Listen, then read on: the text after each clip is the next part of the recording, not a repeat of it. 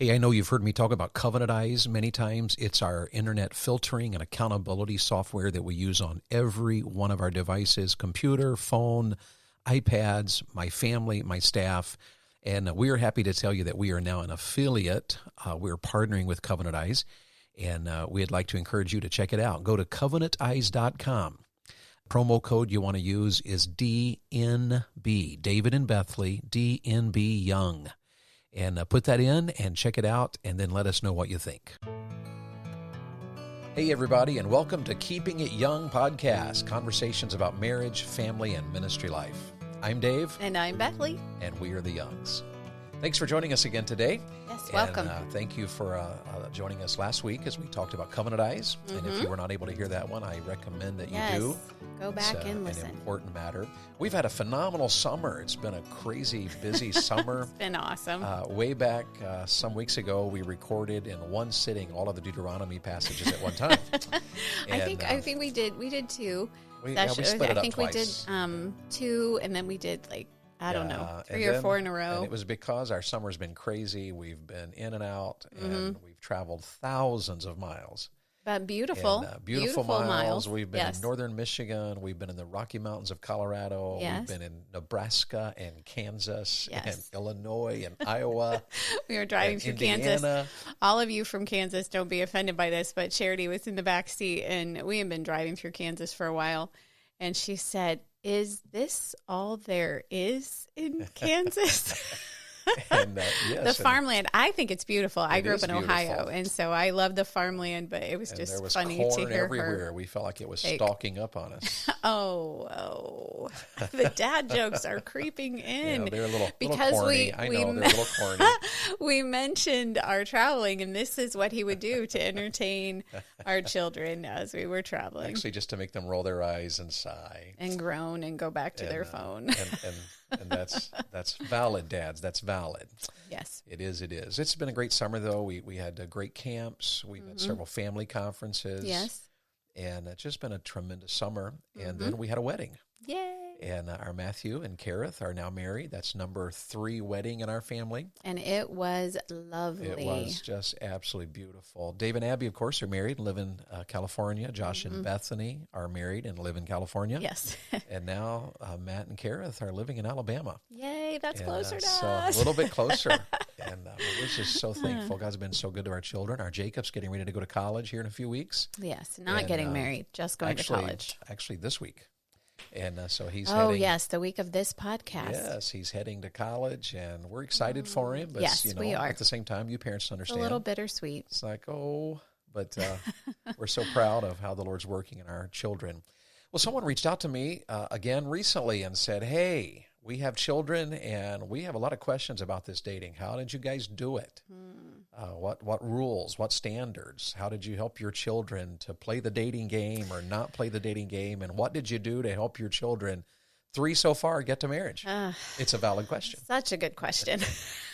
There's a lot of prayer, a lot of grace. A whole lot of prayer. And there's even some of that is like, sometimes we have to stop and think, wow, what did we do? How did we make this happen? And you moms and dads understand that because life's so busy and the daily part of living is just life. There are things that you get in your mind when you have little ones that you think this is how it's going to go, and it doesn't matter what happens on the outside of this house. This is what we're going to do. And then real life happens, and you have to either pray through your philosophy of dating and reevaluate your philosophy of dating, maybe come up with a new philosophy of dating, or maybe just do the hard thing as a parent and say, no, this is what we do in our family. And we do. So here's Dating and Marriage, Our Family Story. This is going to be a long podcast. It could be. We get these questions often, though. What do you do about dating? And what do you do to help your older ones get to the wedding? Right. And those are valid questions. So here's some beginning thoughts. Let's just jump into some beginning thoughts. Alrighty. And this one's so important, but it needs to be said. Dating is not in the Bible. But don't miss this. Neither is courting. No. The two options we find all the time on the road is people either practice dating or people can sometimes Some of us who are a little more concerned to be like, well, we don't do the dating thing. We believe in courting. Right. But I've come to the conclusion that dating isn't in the Bible and neither is courting. Neither is courting. In fact, finding a spouse is not discussed specifically in the Bible. He says some things like, he that finds a wife finds a good thing, which implies that marriage is going to take some searching, because finding implies I looked for a wife and found the wife. True. He does say that marriage is honorable in all, so we know that the Bible is very pro-marriage. Paul even says it's better to marry than to burn with passion. Some might even take that to be it's better to marry than to be burned, because I was reading in Proverbs maybe a comparative and companion passage there where he says, he that goes into a woman he shouldn't go into, the adulterous woman. Yes. He will have his feet burned with hot coals and so forth. Yes, it's like going on hot coals. Yeah. Yes. And so finding a spouse is not discussed specifically. And so here's what I did. I went through the Bible and I thought of all the ways in the Bible, illustrations in the Bible of how they found a wife. And actually it's kind of shocking. If you go to the book of Genesis, apparently Cain married his sister. Yes. And that's a little shocking. We don't do that in this culture. No. Abraham, who was very wealthy, got his servant and sent his servant and said, now I want you to go to our relatives and I want you to find a wife for my son. Right. And so I remember teasing our kids a couple of times along the way about we could go visit some relatives and get you a spouse. Oh, dear. But we don't have a servant to send. So we don't have a servant. So that kind of ruled that one out. That's a different one. Sometimes it's illegal to marry your family. That's true. But a lot of folks, and I don't say this to attack anybody, but a lot of folks will use the story of Abraham as the model. But it is a little difficult in the sense that the model breaks down if you take it all the way, because you can't do it literally. We don't do the servants. We certainly wouldn't send them to our relatives. No. The one lesson maybe we can learn from it is that moms and dads can certainly have a massive amount of influence on who their children marry. True. That may be there. Well, here was Jacob. Later in the book of Genesis, he worked 14 years or 7 years each to purchase 2 sisters to be his wives. And then he also married their servants. I don't recommend that method either. David, this one's a little tricky, so hang with me here. This is might need to David turn it off for your kids. David killed 200 Philistines and offered their foreskins as a dowry to King Saul in order to marry his daughter Michal. That would be a very strange request to make of your future son-in-law. At least the Bible indicates that she already loved him and wanted to marry him. She already did. So he didn't need to do that for her, just for her dad. Just for King Saul. The Benjamites in the book of Judges, they stole their wives at a festival celebration. I think it was 600 of them, actually. And so they broke up. Here, let's go down to this party, and you boys just run in there and grab yourself a wife. And then the other folks that sent them in said, if the people at the party get upset, we'll defend you with our army. And even one of the other, that's kind of an odd one, is when God told Hosea to marry an adulterous woman who would later become a prostitute. These are how the Bible describes all these ways of finding a wife. Right. And most of them are very odd to us. Right. And probably are not the norm. No, we do know from Scripture in that time that many times women were purchased in marriage, and it was just to make an alliance, whether that be a political alliance or a financial alliance or just an alliance for a relationship with family, whether it be for land or whatever. We do know from the story of Ruth that she had a kinsman redeemer. That's a beautiful story. But also a little weird in that Ruth went and kind of proposed to Boaz in the middle of the night as she was laying at his feet, which is, another discussion. Unique story. And there are cultures around the world, I think, today that still would offer their daughters as some type of political alliance, financial alliance. But in America, and certainly in the Christian realm, we don't do that. Yeah, and even in the book of Corinthians, when Paul is writing to the church at Corinth, a lot of men there would have had more than one wife, one to take care of the cooking, one to take care of the kids, one to handle the clothing, one to take care of the goats. Is that what they all? I just wondered, why would you have that many wives? It was, and even in the Arab world, in some places where they have multiple wives, that's why. The wives are assigned different roles. They marry a wife to take care of different roles in their particular family situation. Yeah. And one of the things Paul addressed in the book of Corinth was that they didn't marry a wife for married relations. They had the temple prostitutes to where the sexual relations took place. Right. And it was not even part of the equation often in relation to a wife.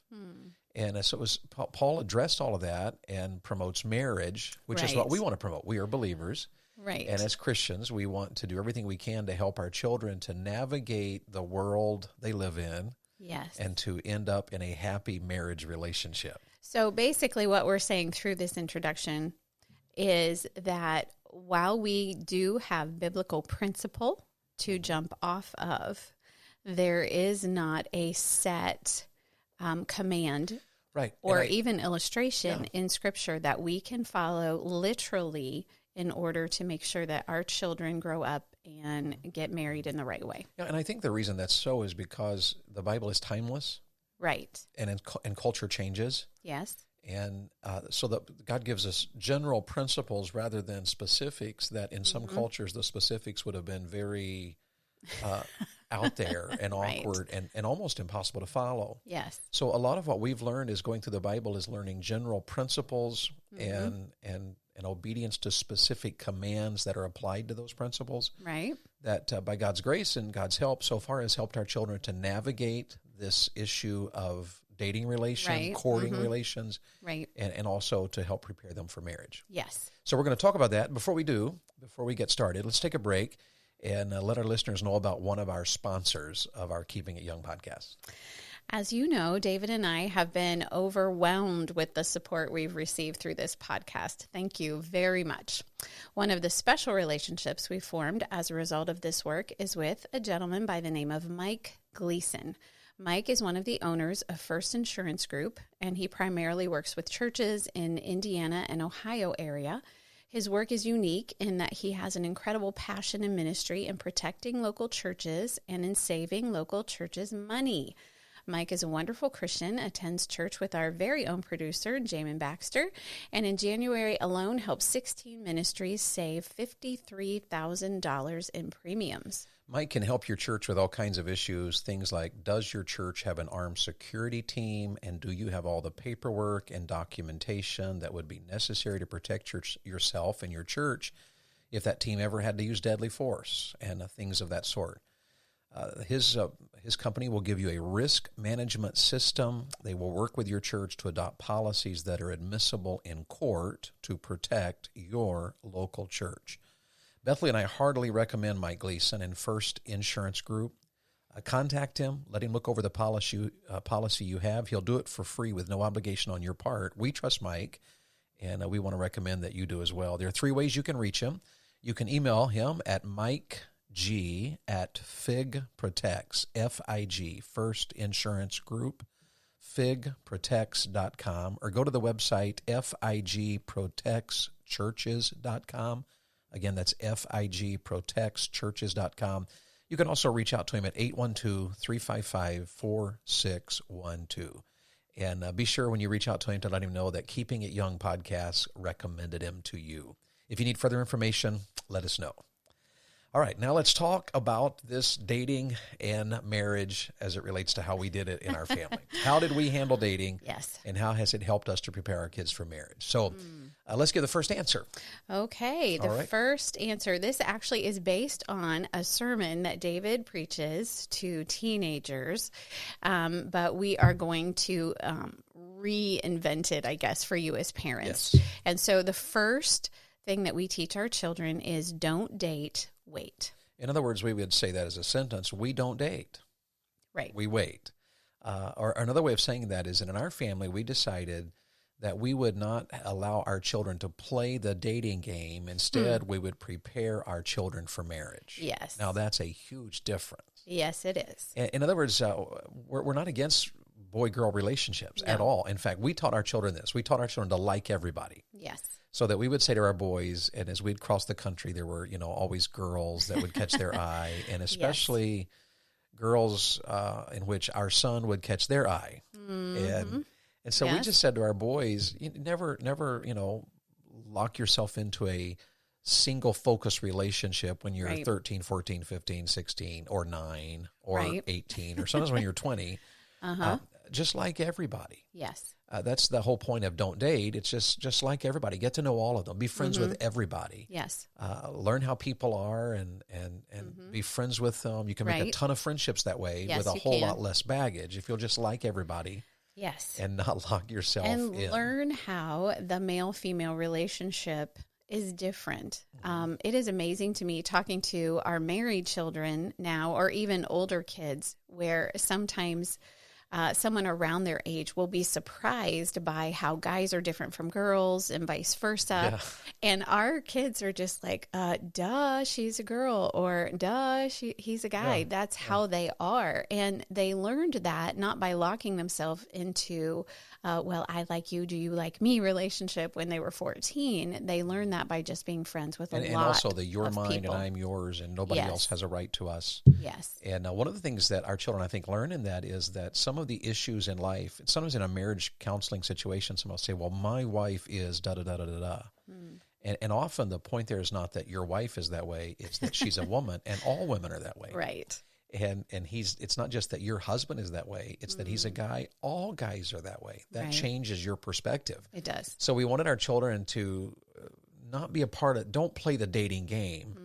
Instead, use your teenage years, especially these years, to prepare for marriage. Right. And that's a whole different situation. We don't date. We don't let our kids date until they are ready to be a spouse, right, and ready to find a spouse. Yes. and you may be ready to find a spouse before you're ready to be a spouse. Well, then the dating doesn't make sense. Right. There's no reason to date and have that exclusive, one-on-one, intense, emotional relationship, right, unless you're ready to be that person's spouse, and unless they are ready also to be a spouse. Right. And so this was just our thinking process. We taught our kids early. We don't date. We're not playing that dating game. Right. So our children never had that little thing about, oh my goodness, she's mine and he's mine and we're alone and we're the only ones. We always sit together in youth group. We always sit together in Sunday school. No. And we also taught our kids in light of that your best friend as a guy should be another guy. Yes. And as a girl, your best friend should be another girl. And that is one of the things, too, that teenage dating relationship, it will take away from. You don't get to develop those strong girl and girl relationship, guy and guy relationship. Yeah, and those are important. They're very important. Very important part of life. So for us, the dating game was if we could even use that, the courting, the dating situation. Sometimes I'll joke with teenagers. They'll say, do you believe in dating or courting? And I'll say, neither. I believe in dorting. and they always roll their eyes at me on that one. But for us, college is the beginning of that process of dating. Right. And for us, because we believe so strongly in Christian college education, and this is just an aside here, I know sometimes our Christian school parents, once their children are finished with a Christian school, they fight so hard for the Christian school, then they're like, well, you know what? We don't believe in Christian college education. We want our kids to go to a secular education. And oftentimes they undo everything they've laid a groundwork for. Right. But for us, we homeschooled our children. Some would say it's because you travel all the time and it was the only way. Maybe in the early days that was true. But as our children, as we became more familiar with the benefits of our homeschooling and how we could see our children and work with them on an individual basis and disciple them in the process, homeschooling became a real strong point for us. We don't think it's the only way. We don't fight with you about it. We don't make a big deal about it, but it is strong to us. And it culminates with a Christian college education. Right. We have discovered that almost any major, if not any major, that is worth having can be attained at a Christian college. Absolutely. And here's how that works for us. A Christian college environment is a controlled environment, especially the Christian colleges that we would choose. Right. And that controlled environment even helped me in Bethlehem. We attended Pensacola Christian College, a controlled environment, arguably more strict in those days than today. No, probably. But still they're very conservative. Yeah, still conservative. Yes. But for us, it was wonderful. We look back at it. We had the privilege we could have all kinds of conversations. Yes. All kinds of events together in an environment that protected our purity, protected our relationship, protected our testimony. Yes. And so for us, it started with a Christian college. Yes. And talk about that just a little bit, about Abby meeting David and Josh, Bethany, and so forth. Well, it all started with our children, too, going to college. And it's kind of a big deal because our Jacob is getting ready to go. He's headed off to West Coast Baptist College, where his 3 siblings also attended. And he announced the other day, I'll be married by Christmas. But it's a big deal, because our children then know we have matured enough that our parents are going to allow us to go on to college. And if we want to get to know someone of the opposite sex, it's okay. Yeah, and we encourage it. In a way, in a dating way, instead of just a friendship sort of way where they have been doing up till that time. So Abigail went off to West Coast Baptist College. When was that? 6 years ago? It was a long time ago. It was 7 years ago. And she, of course, being a girl and being trained by us not to be the aggressor, to be feminine and not a feminist, she was waiting then for the Lord just to bring different young men into her life. And I will say that Abby's freshman year and even into her sophomore year a little bit, there were some young men that were interested in her that did not pass the daddy test. And that's not a mean test. And not a bad thing. It's not that they are bad young men. I'm friends with both of those young men. Yes. So it was not that they were bad young men. They just weren't the young men for our daughter. And I think you as a parent will know what that means when I say that. There were some issues that at the point didn't mean they were not an option. It meant this is not the right timing. Right. And what I look for, are everything from how are you doing with purity, how are you doing with your emotions. Yes. So that if there's an anger issue, okay, that doesn't mean you're a no. It means the timing is not right until you learn how to handle this matter. You need to work on some things. So we're not trying to be mean at any young man. Right. But we were always looking, where are you? Are you ready for this? And if we felt like you're not quite ready for this, then I was always willing to work with a young man to help him get ready. Yes. So Abby had several of those kind of options. So there were a couple of those things that, yes, it was not the Lord's will. Just obviously we look back at it and we can see that, and she can too. And she can too. And we had our children's hearts before they went to college, and so that was sometimes a difficult conversation to have, but it did not end in rebellion. Right. And so Abigail just waited on the Lord, and she was in a literature class, actually, at West Coast Baptist College. And she called me one day, and she said, I've been emailing with my literature professor for an hour. And I said, oh, is he married? Which I kind of knew the answer to that already. It just was the first thing that popped into my head, and maybe it shouldn't have been. But she said, no, he's not married. And she said, I just don't know. It seems to be, they were emailing over a project or a quiz or something. And she said, it just seems to be getting a little more personal as we're emailing. And I said, well, just, prayerfully and carefully go forward. You just need to know what the college rules are and so on, because he was a professor. And keep us in the loop. Yes, and keep us in the loop. And they did. And it ended up that, now, of course, David and Abby are now married. He was her professor. But they went through all the right channels. And, of course, David perfectly God's will for our Abigail's life. Josh and Bethany, they met because her mom and his mom both suggested each of them over Christmas break. Yeah, were they juniors? I think they were going back for their second semester sophomore. Yeah, and so the question I can remember being on the outside listening as Bethany said to Josh, "Is there any girl you would have interest in?" And he was like, "Well, yeah, there's Bethany." But he said, I don't know that she would go out with me. I think she wants to be a single missionary. Yes.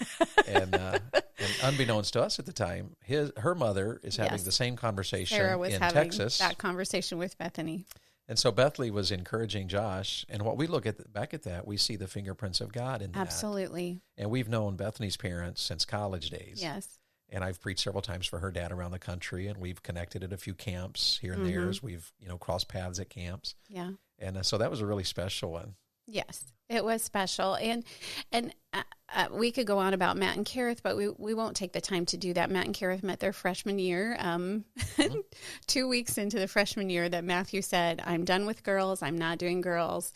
I can't just. He had a little situation in which we said, this is not what we're doing, and you're not doing that. This was between his senior and freshman. Yes. And he knows all about this. We even talked about it recently at the rehearsal. Yes. And so his whole deal was, I'm just done. I'm finished. I'm finished. I'm not going to look at any girl. And then like a week after he told me that, he called me. He texted me with all these exclamation points. Dad, I got to talk to you about a girl. And now they're married. And just a couple of weeks ago. And we love her too. One of the things that I was thinking about as we were talking about how our children met their spouses, and these are just very quick accounts of very long stories, but one of the things that is such a blessing is watching your child know that it's time to go ahead and date if the Lord allows that, but also resting in Him if the Lord has taken away that opportunity or not given them that opportunity yet.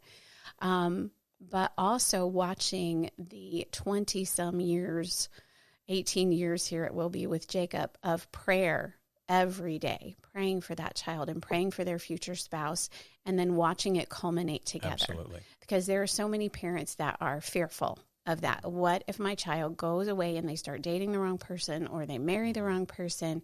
Don't be afraid of that because, just like I said with Abigail, there were a few red flags and we brought those to her attention and we had her heart and the Lord worked it all out and it's fine. So the Lord's not going to drop the ball if you've been praying.